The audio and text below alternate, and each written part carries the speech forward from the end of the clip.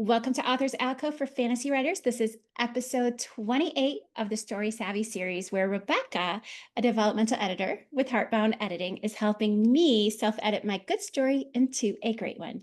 If you haven't already, I encourage you to like and subscribe to the podcast.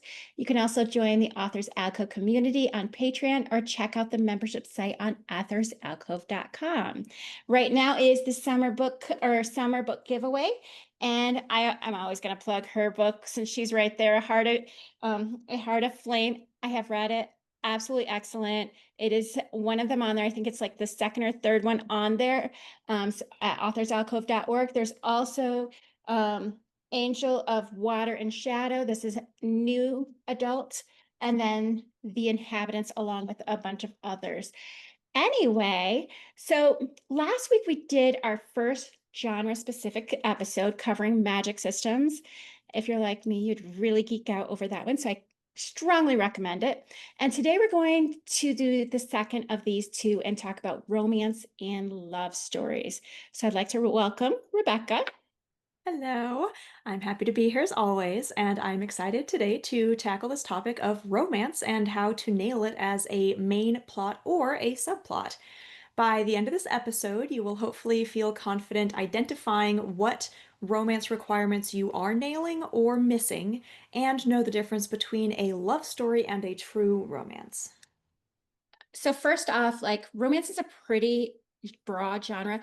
For instance, what a middle grade romance writer is going to write is totally different than smut or your niche, like the spicy romantic fantasy as its own genre. Are there certain guidelines you would say per age group or subgenre? Do we need to approach this differently depending on the age, the genre, or what other factors should we consider? Absolutely. And if you want to include romance in your story, that is a very important aspect to pay attention to when you're doing your genre research and reading, as we've talked about throughout this process. So, just as one example of this, the spice level needs to be different for different romance subgenres. For middle grade, YA, or sweet romance, that spice level needs to be zero. Absolutely nothing. It all has to be closed door, fade to black, never even mention it, whatever the case may be. Then on the other end of that spectrum, erotica must have lots of steam and spice. It doesn't count as that genre without it. And then even for the in-between genres, there's always going to be a bell curve around how much spice is expected. And knowing where you want to fall on that curve, as well as where you actually fall on that curve, can be important in the self-editing process. For example, dark romance skews towards very high spice. Romantic fantasy skews pretty mid-range, and then historical tends to skew towards the low end. But all of those have a wider range of what readers will go for and feel satisfied by than the subgenres at either end of that spectrum. And I know myself, like I love fantasy, but I'm not a I'm definitely not a smut person. And we've always talked about this before, like I'm more of a prude. And so I actually will purposely pick up young adult more often than adult because I know that the spice level is a little bit less. And so I think that's knowing your audience. And there's a reason people pick up the ones that they do. Well, anyway, there's also I know there's also certain expectations in a romance, regardless of what age group you're writing. What are some of the beats that are absolutely expected for someone writing in this genre, regardless of age, smut level, all of that? First of all, let me start off with an important distinction here between love stories and romances. A love story is what it says on the tin. It is any story about love, be that falling in love, be that romantic obsession, or navigating a marriage that starts to fall apart after the kids are grown up, or even tragic love stories like Romeo and Juliet or Brokeback Mountain. Those are all love stories. They have a nearly infinite range and variety, and you can do pretty much whatever you want to with them, including how you want to end them, what emotional payoff you want to deliver, and what emotions you want the reader to explore with your characters throughout.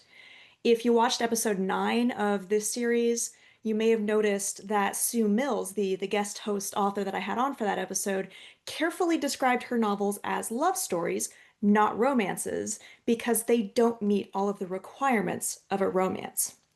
This is because romances specifically have a much narrower definition and many more requirements in order to nail them. The reason for this is that over time, the specific formula of a romance has proven to be the most popular form of a love story by a long shot, and these specific moments, conventions, emotions, and payoffs is why. However, I do really want to impress a big point on our listeners here before I do a, as quick as I can, rundown on my personal romance beat sheet kind of highlights. And that point is, you should always interpret these beats and requirements as loosely and creatively as you can. The point is not to just make sure that you can cross something off a list, but to find interesting, impactful, inventive, unique, and memorable ways to do so. For example, the very first romance beat on my short list here is the meet cute. Everyone has heard of the meet cute, especially if you're writing in romance. This can be done in 100 super cliche ways. And, cliche isn't always bad, but I do encourage folks to think outside the box. Instead of bumping into each other at a coffee shop, what if it's at a class or a venue that one of them is deeply embarrassed to be seen at? What if someone else bumps into the female main character and the main male character has to step in and scare off this creep? What if the FMC was at the end of her rope, emotionally speaking, and the meet cute turns into her bawling her eyes out in public over the spilled coffee while the MMC is trying to comfort her?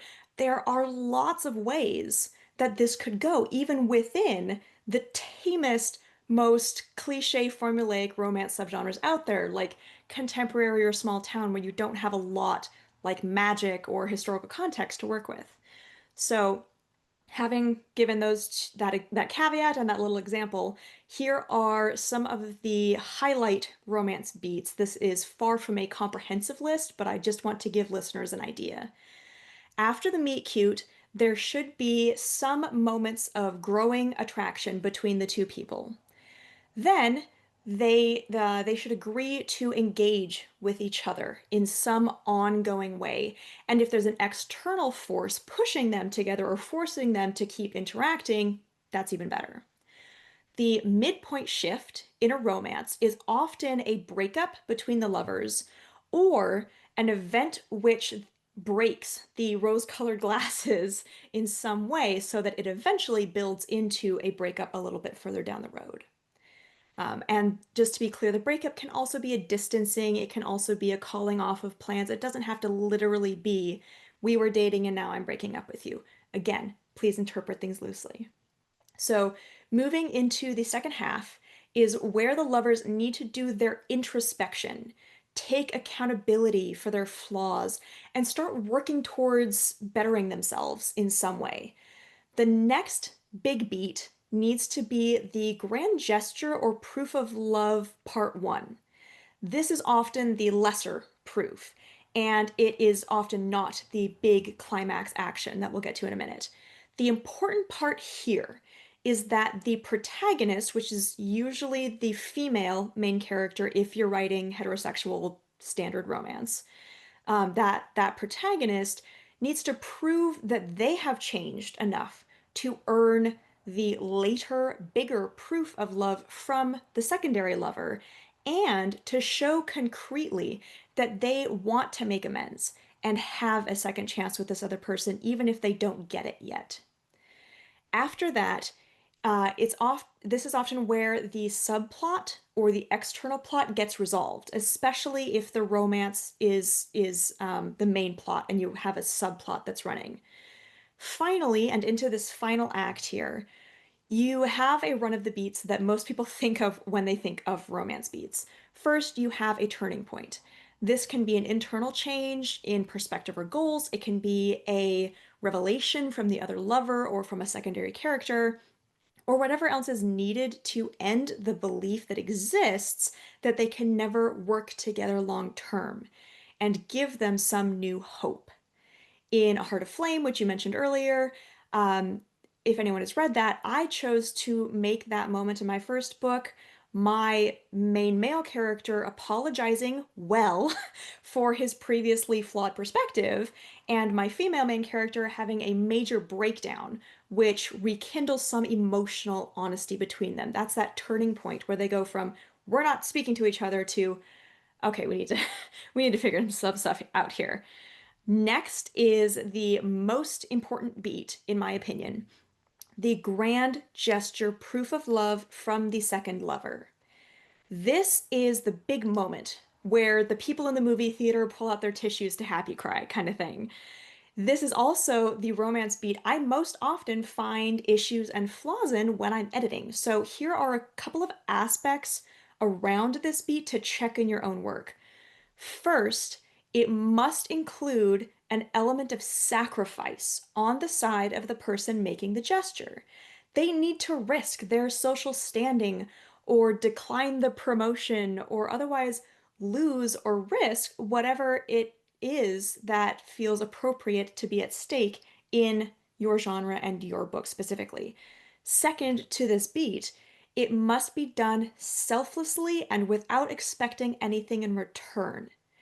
This requirement is a little bit less strict than the other one, but I still really encourage writers to try to learn from Mr. Darcy, the OG proof of love guy, where he saves Elizabeth's younger sister from being taken advantage of and saves her whole family from social ruin by bribing Mr. Wickham into marrying her.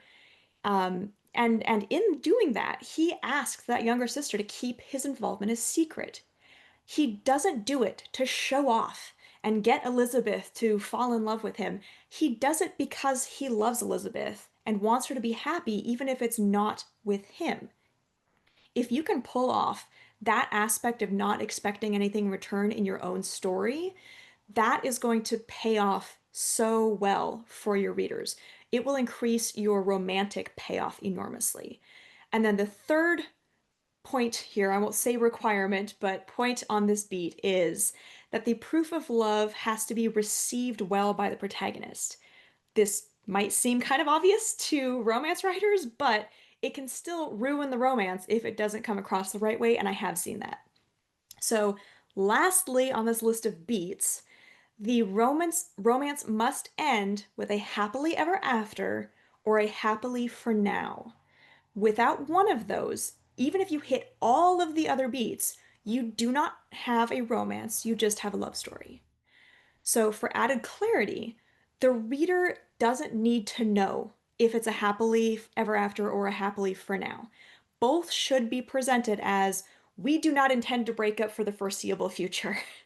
The only way that you should attempt communicating that it really is ever after and not for now would be with an epilogue where they're both very old and still together, which I only recommend doing if you have an exceptionally strong reason to do so. There are a ton of other beats that I could mention in this list, and that's not even getting into the conventions and obligatory moments and anything like that. But hopefully, this will give everyone a decent starting point and prepare you mentally for when you do go look up those full lists. So, just to clarify, so a romance has to hit all of these beats, but a love story just has to involve love. It doesn't necessarily have to hit beats. Is that correct? Yes, absolutely. And the most important beat to hit for it to count as a romance is it has to have a happy ending. Okay. So, like, with mine, there is going to be a love story in there, but it's definitely not a romance because it's going to happen over us and there's not going to hit those beats. It's going to be just kind of a friendship that turns into something more. So, that would be a love story, not a romance, correct? If you want to go in that direction, you can. If I end up editing the rest of your series for you, you might be surprised how many beats you can actually hit across the series without even meaning to, because again, I encourage everyone to interpret these requirements very creatively. You know what? I think I even like as you're saying that, I'm like thinking about, I'm like, okay, actually there will be, it's just not necessarily in a one particular book. Yeah. So anyway, so where could we find a really comprehensive list of all the requirements of a solid, true romance? Is there something out there like that? All over the place, frankly. You can find lots of resources online about the obligatory romance beats to satisfy this very picky genre, and no two will be exactly the same, so pick some favorites. Two of my personal favorite recommendations are, first of all, a very short and quirky book called Romancing the Beat by Gwen Hayes.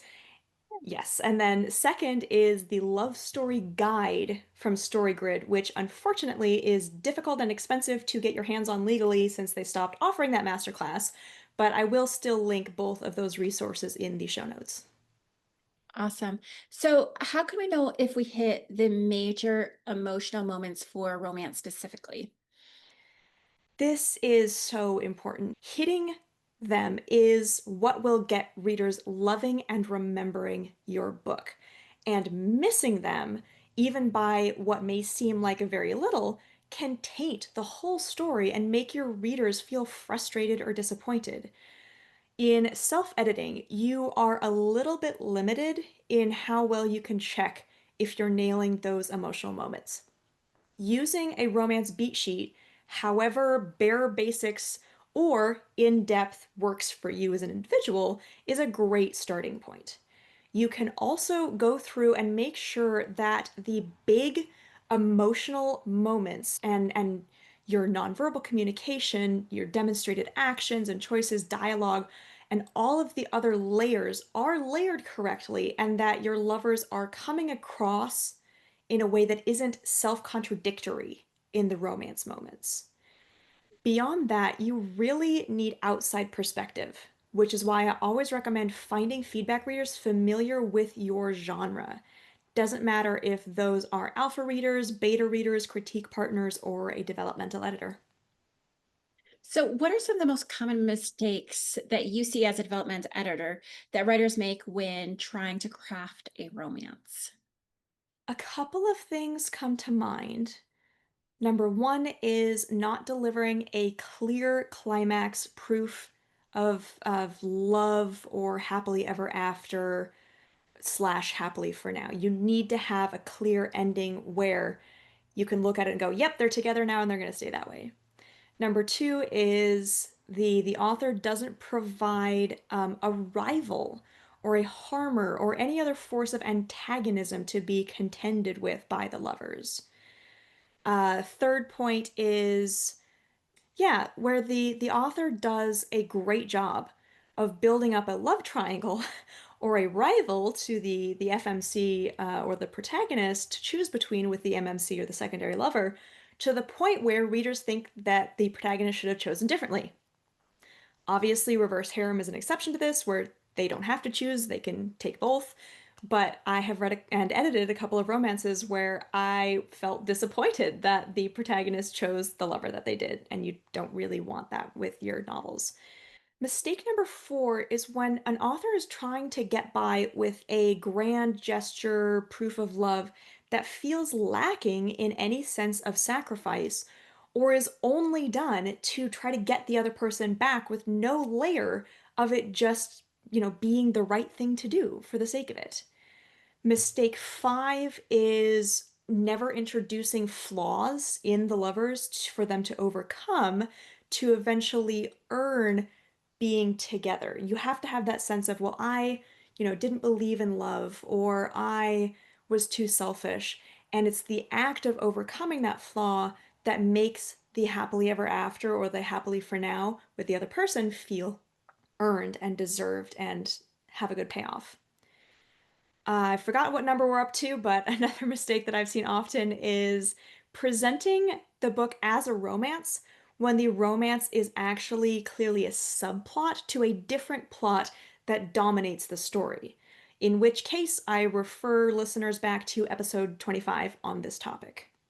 And then lastly, that the mistake is that the romance isn't built up gradually and consistently enough for the milestones, be they positive or negative, to feel grounded, believable, and worth being emotionally invested in. There should be some process in the romance at every scene, some progress towards that end goal, even if it's roughly that idea of two steps forward, one step back. So something that crossed my mind when you were talking is actually Sarah J. Maas with ACOTAR. And when you were saying that, there's usually like a rival of sometimes it's a person, sometimes it's just an antagonism. Mhm. But she actually switched who her lover is in the first one and the second one. But she did a really good job of making you want the person in each of those books to Yes. be the person she ended with. And I just thought of that, like that's a really good example of somebody who chose to do that, but they chose to do it in a series, have different ones, and yet you still rooted who you were supposed to root for in each individual book. And And I just thought that was a good example. absolutely. And it's also a great example of innovating and creatively interpreting these requirements. So I know that romance is not always the main plot, as you've pointed out. Sometimes it's the subplot. Like I remember someone saying that romantasy is when the romance is stronger than the fantasy, and romantic fantasy is when the fantasy is stronger. That is the right way, correct? Yeah, Okay. Is yours a romantasy or a romantic fantasy, would you consider? romantic fantasy. My fantasy action plot is definitely the stronger of the two, and then the romance kind of underwrites that. That was what I interpreted it, but I was curious as you as the author. And so that's probably a good thing that we're both on the same page because we both have, and like that's probably why I enjoy that one so much is because for me, romance always comes second. Like I do not pick up a romantic romance, but I like a romantic story. I just prefer the fantasy, the imagination, which by the way, guys, she has an incredible magic system. Really recommend her book. I know I do that all the time. Anyway, so what I was asking, is there a difference of how you should handle the romance when it's a main plot or a subplot? Yes. And I wish that these terminologies were a little bit less confusing. So you are correct that romantasy is essentially the same thing as fantasy romance, where the fantasy is the flavoring on a romance plot. And then you have romantic fantasy, where the romance is flavoring on a fantasy plot, which is usually, heroic journey, action. A fantasy, as we talked about in the genre episodes, is only the setting. So you can have a murder mystery fantasy, you can have a rebellion fantasy, but that plot is usually more strongly represented or more important to how the story plays out than the romance is in romantic fantasy. And then moving on from that, yes, there is very much a difference worth paying attention to around the different expectations when the romance is the main plot or the subplot. When it's the main plot, it needs to take precedent over any subplots. Essentially, in order for a great payoff, any and all of the subplots need to only happen because of the romance, or the outcome of them needs to be decided entirely by the outcome of the romance. The romance always has to come first. So if you have a romance story with let's say, a competition subplot, then the competition needs to be won because the romance worked out, like in the movie Strictly Ballroom, which is one of my personal favorites, or the competition needs to, be sacrificed. That need to win needs to be sacrificed in order for them to win the romance.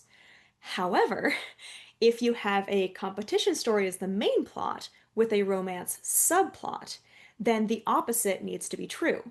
The competition plot always needs to come first. And whether the romance is won or lost needs to be an outcome of whether or not the competition was won or lost.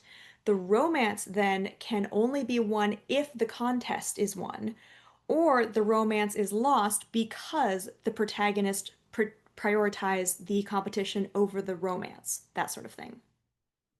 So one of the things that I was thinking about when you were saying the difference between main plot and subplot is like your own story. The reason why I was assuming that the fantasy was primary is because I was rooting for Angie as a person, Mhm. not as Angie and Daniel.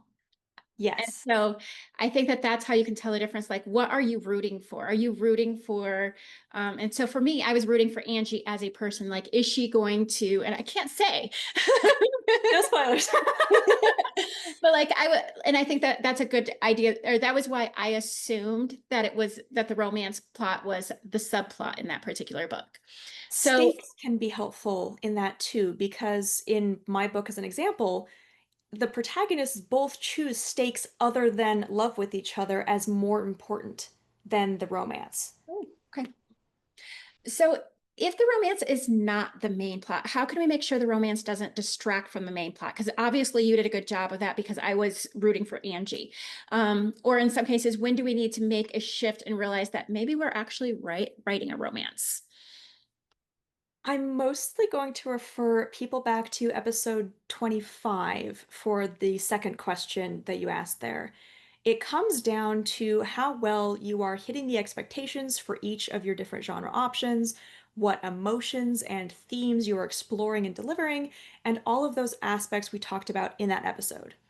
As for the first part of your question there, first of all, you can always just make sure that they are tightly woven together. Make sure that the love interest would still be present and active and important even if there was no romance. Make it so that the love interest is important to succeeding in the main plot, and do what you can to explore similar themes through the main plot and the romantic subplot so it doesn't feel like they're at odds. Another approach might be to adjust your stakes in either plot. Make the stakes of the romance subplot lower and or the stakes of the external plot higher and or more important to your protagonist if push comes to shove. Lastly, make sure that you are hitting the genre expectations for the main plot at least as well as you are for the romance. And if you want to, tally how many chapters, scenes, pages, or paragraphs are dedicated to either the main plot or the subplot and adjust that ratio if you need to do so. Beyond that, just ask your feedback readers if they feel that it is or was an issue and if they have any suggestions for fixing it in your specific case. So I think I have a good idea of what you're going to say with the next question that I was going to ask, because I was thinking about the Akatar and how well she did on the first and second book. But I want to talk about series. So when writing a series, how satisfying should the romance be at the end of like the first book or at the end of the second book? Should that be tied up, or is it okay to leave some tension between them to entice people for that next book? It really depends on what kind of series you are writing. For dynamic series, where it's going to be one romantic couple across the whole series, it's really your call to make. But you do need to have some degree of someday we will have our happily ever after in the mix, or a solidly happily for now. Beyond that, it's really up to you if you want to make it feel solid at the end of an earlier book, or end with the romance on a cliffhanger, or anything in between. The magic formula that I generally strive for in my own work and have suggested to a couple of clients is to end with a happily for now, even if it's a bittersweet happiness of, I do want to get back together with you, but not right now. Yeah, I'll make sure that I am also in that very last chapter or two showing the internal flaws that both characters are still going to have to overcome and deal with in order for them to actually have a long-term compatibility and get to that happily ever after. Until, of course, you get to the last book, and then you want that happily ever after right there after that much investment from your readers.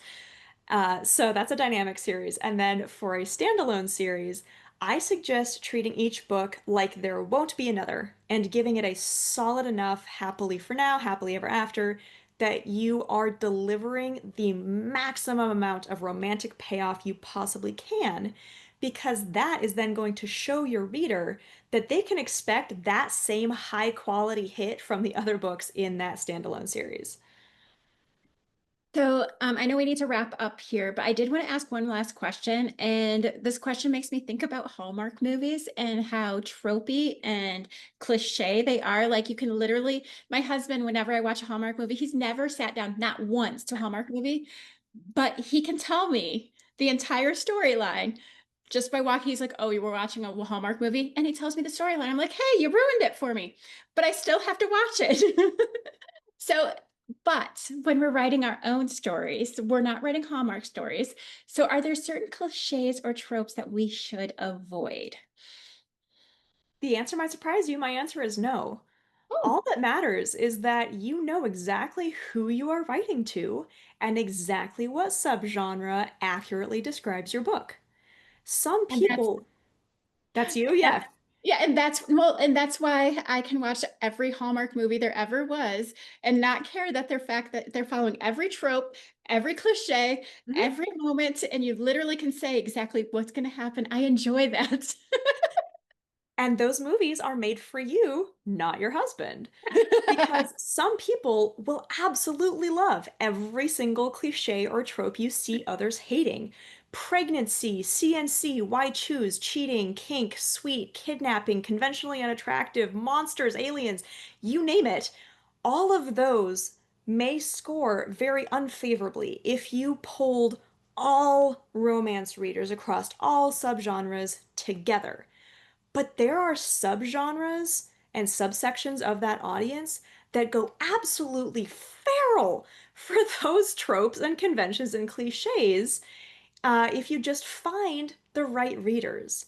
So if you need to, go back to episode 1 and 2 on this topic and find your audience, your genre, and they will love even the most cliche, tropey shit you could possibly write. Like, I would be very upset if they did not have every cliches and tropes in a Hallmark movie. I'd be so disappointed. Like, that wasn't even a Hallmark movie. Exactly. Well, anyway, thank you so much for your insight. It has helped me so much. Thank you. You're very welcome. And next week, we will go back to pan fiction as much as we can and go over character depth, dimensionality, and consistency, and how to check those aspects in our self-editing. For now, I will thank all of our listeners who follow along with this series. We would really appreciate it if you could help us out by liking and subscribing to the Heartbound Editing Podcast and the Author's Alcove Podcast if you haven't already, where you can find lots more content for fantasy authors and readers beyond this joint series. Can't wait to chat again. Thank you.